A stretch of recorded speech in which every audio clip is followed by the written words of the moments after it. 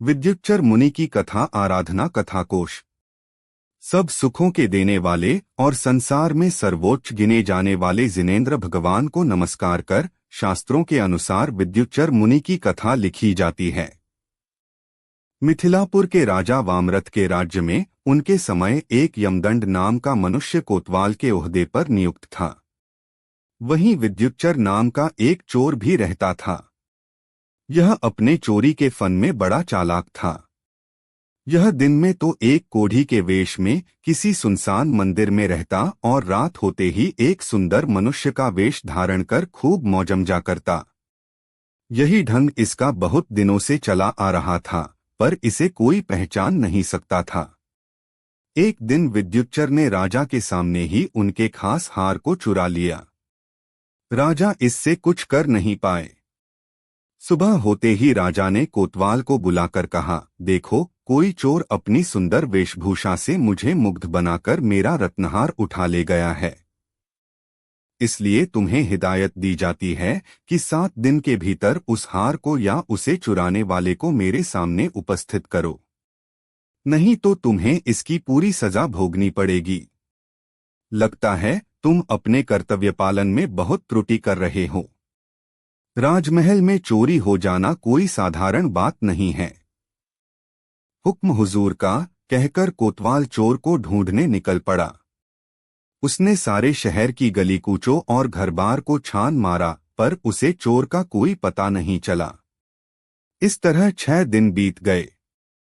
7वें दिन चलते चलते कोतवाल की नजर एक सुनसान मंदिर पर पड़ी।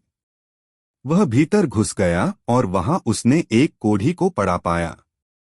उस कोढ़ी का रंगढंग देखकर कोतवाल को कुछ संदेह हुआ। उसने उससे बातचीत इस ढंग से की कि कोतवाल उसके हृदय का पता लगा सके।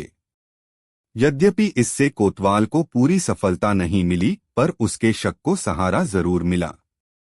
कोतवाल ने उस कोढ़ी को राजा के पास ले जाकर कहा, महाराज, यही आपके हार का चोर है। राजा के पूछने पर कोढ़ी ने साफ इनकार कर दिया।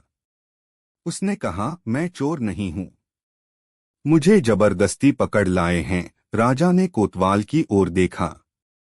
कोतवाल ने दृढ़ता से कहा, महाराज, यही चोर है, इसमें कोई संदेह नहीं।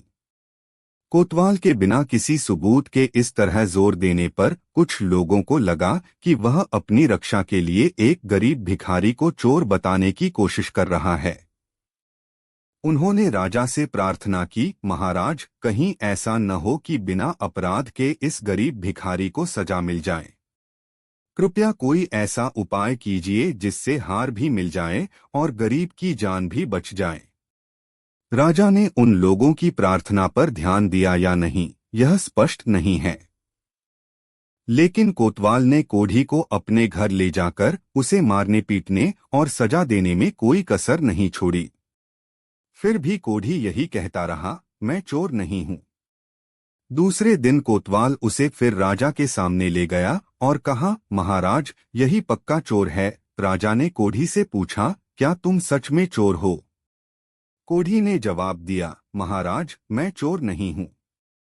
राजा ने कहा, मैं तुम्हें अभयदान देता हूं। सच सच बता दो, तुम चोर हो या नहीं। जीवनदान पाकर कोढ़ी ने कहा, महाराज, मैं ही चोर हूं। कोतवाल साहब का कहना सत्य है। राजा ने चकित होकर पूछा, जब तुम चोर थे तो इतनी मार कैसे सह ली? विद्युच्चर ने उत्तर दिया, महाराज, मैंने मुनिराज द्वारा नरकों के दुहकों का हाल सुना था। नरकों के दुहकों के सामने ये कष्ट कुछ भी नहीं है। इसी विचार से मैंने सब सह लिया। राजा ने खुश होकर कहा, मांगो जो चाहो। विद्युच्चर ने कहा, महाराज, आपकी कृपा से मुझे कुछ नहीं चाहिए। मेरी इस कृपा का फल मेरे मित्र कोतवाल साहब को दीजिए। राजा सुनकर और भी अधिक अचंभे में पड़ गए। उन्होंने विद्युच्चर से कहा, क्यों, यह तेरा मित्र कैसे है? विद्युच्चर ने तब कहा, सुनिए महाराज, मैं सब आपको खुलासा सुनाता हूं। यहाँ से दक्षिण की ओर आभीर प्रांत में बहने वाली बेना नदी के किनारे पर बेनावट नामक एक शहर बसा हुआ है। उसके राजा जितशत्रु और उनकी रानी जयावती ये मेरे माता पिता हैं। मेरा नाम विद्युच्चर है। मेरे शहर में ही एक यमपाश नाम के कोतवाल थे। उनकी स्त्री यमुना थी। ये आपके कोतवाल यमदंड साहब उन्हीं के पुत्र हैं। हम दोनों एक ही गुरु के पास पढ़े हुए हैं, इसलिए तभी से मेरी इनके साथ मित्रता है। विशेषता यह है कि इन्होंने तो कोतवाली संबंधी शास्त्राभ्यास किया था और मैंने चौर्य शास्त्र का। यद्यपि मैंने यह विद्या केवल विनोद के लिए पढ़ी थी, तथापि एक दिन हम दोनों अपनी अपनी चतुरता की तारीफ कर रहे थे। तब मैंने जरा घमंड के साथ कहा, भाई, मैं अपने फन में कितना होशियार हूँ, इसकी परीक्षा मैं इसी से कराऊंगा कि जहाँ तुम कोतवाली के ओहदे पर नियुक्त होंगे वहीं मैं आकर चोरी करूंगा। तब इन महाशय ने कहा, अच्छी बात है, मैं भी उसी जगह रहूंगा जहां तुम चोरी करोगे और मैं तुमसे शहर की अच्छी तरह रक्षा करूंगा। तुम्हारे द्वारा मैं उसे कोई तरह की हानि न पहुंचने दूंगा। इसके कुछ दिनों बाद मेरे पिता जितशत्रु मुझे सारा राजभार देकर जिंदीक्षा ले गए।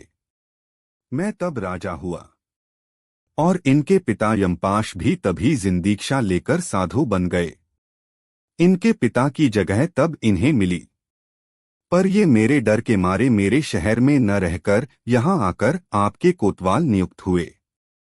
मैं अपनी प्रतिज्ञा के वश चोर बनकर इन्हें ढूंढने को यहाँ आया।